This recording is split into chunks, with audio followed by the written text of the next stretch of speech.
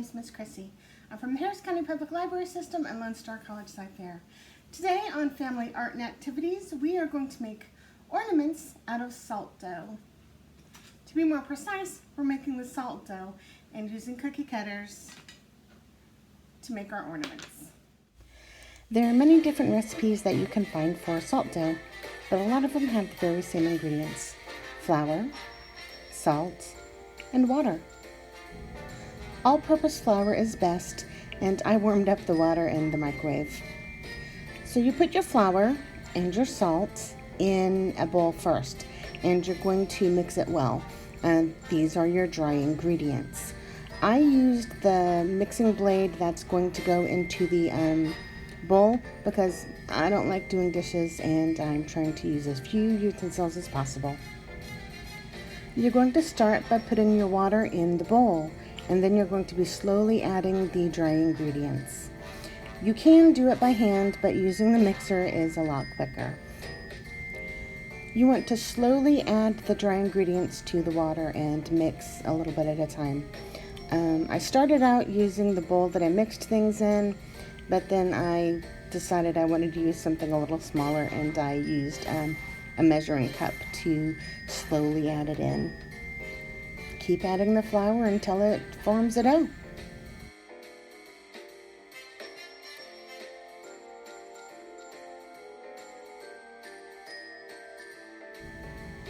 Other items you're going to need is a tray for baking. I lined mine with foil.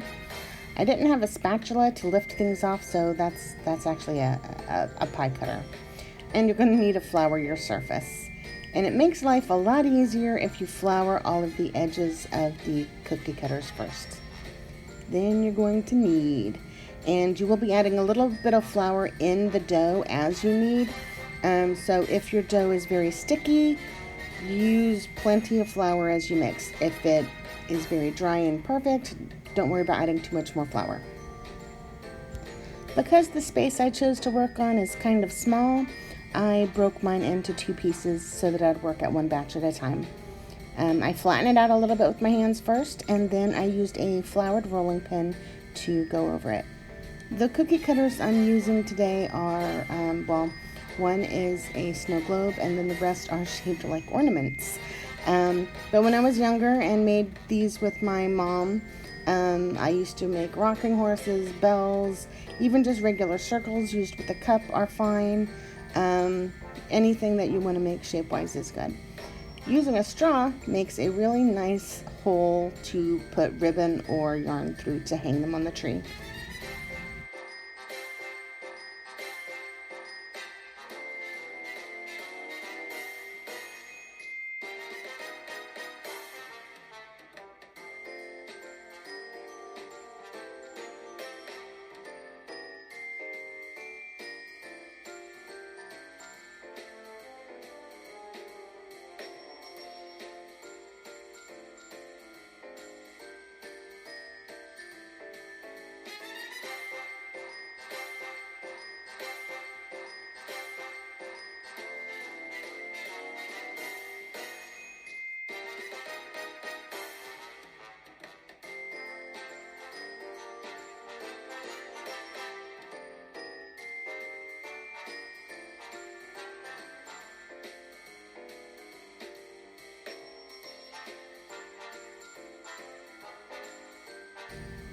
Other things you can do are make handprints, or in Daisy's case, a paw print.